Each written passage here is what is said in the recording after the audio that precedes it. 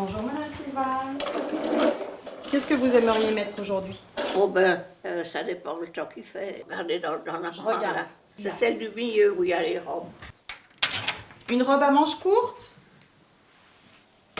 Oh, à manches courtes, j'aime beaucoup celle-là. Celle-ci? Oui. Avec votre petit gilet que vous aviez tricoté? Oui. Après le prix de la qualité managériale au HUG et le label Sonate remis en janvier 2016, la maison de retraite du Petit Saconnet continue de faire de la bientraitance le socle de sa manière d'être et de fonctionner. Ce qui nous a amené à réfléchir sur la bientraitance, en fait, c'est en observant ce qui se passait au quotidien dans les différents services. Et on s'est très rapidement aperçu que la maltraitance ne passait pas forcément par des actes violents, tels qu'on peut les décrire malheureusement trop souvent, mais par des gestes de la vie quotidienne qui font que les résidents peuvent se sentir négligés ou oubliés et parfois abandonnés aussi. Et en faisant ces observations, on s'est dit qu'il y avait peut-être un travail à faire pour faire en sorte que les résidents se sentent ici chez eux.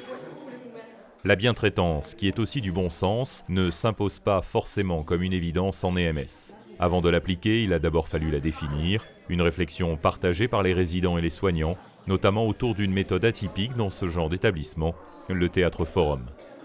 On a réussi à définir un certain nombre de situations à partir desquelles on a improvisé, à partir desquelles on a écrit, puis pour finir joué, mis en scène et joué ces situations devant le personnel de la maison de retraite. Donc c'était des collègues qui jouaient devant d'autres collègues et qui montraient des situations de vie quotidienne dans une maison de retraite avec différentes formes de maltraitance. Le travail avec les équipes s'est fait surtout au travers des analyses de situation où il fallait poser les bonnes questions au bon moment parce que les analyses de situation portaient sur des situations que le personnel avait du mal à régler tout seul. Donc on a mis tout ça sur la table et on a essayé de poser les bonnes questions.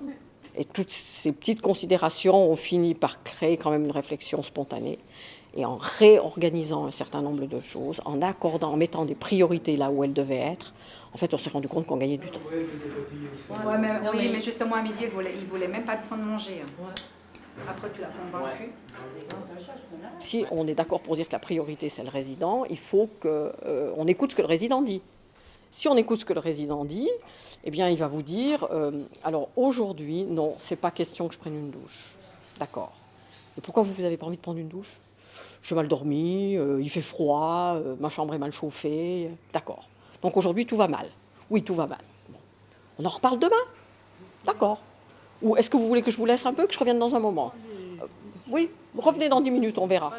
Vous sortez de la chambre, vous faites autre chose, vous vous occupez d'un autre résident, vous revenez 10 minutes après, dit alors on en est où ? Oui, on pourrait faire la douche finalement. Donc on a vraiment gagné du temps. On n'a pas discuté pendant 25 minutes pour essayer de le convaincre de faire une douche. On a juste laissé aussi le résident tout seul, regarder, réfléchir. Et souvent quand on revient, il est OK avec ça. Donc on a tout un contexte de flexibilité qui doit être mis au point pour le personnel, qui doit être à l'écoute, qui doit être flexible, qui ne doit pas être dans un fonctionnement ritualisé, routinier, où on ne se pose plus de questions. Voilà, tu gardes bien la maison. Inscrit dans la durée, la bientraitance à la maison du Petit Saconnet a été récompensée par le label Sonate, garantissant une attention et une bienveillance du personnel. Un label à conforter tous les 2 ans. L'idée était vraiment de montrer que ça soit une visibilité pour l'extérieur. C'est pour ça qu'il s'agit d'un label. Mais finalement, le travail, c'est dans l'institution, c'est une intention au sein de l'institution de développer des moyens pour prévenir justement la maltraitance et puis favoriser le développement de projets positifs avec les équipes. Jamais acquise, la bientraitance s'inscrit dans le développement permanent de projets fédérateurs et très concernants, comme ces cafés-rencontres, organisés ici, au cœur de l'EMS, pour entretenir les échanges entre résidents et soignants. Et après, si on trouve du contact, on trouve toujours en contact. Il y a toujours une personne plus sympathique qui nous convient qu'une autre, et puis on s'adapte.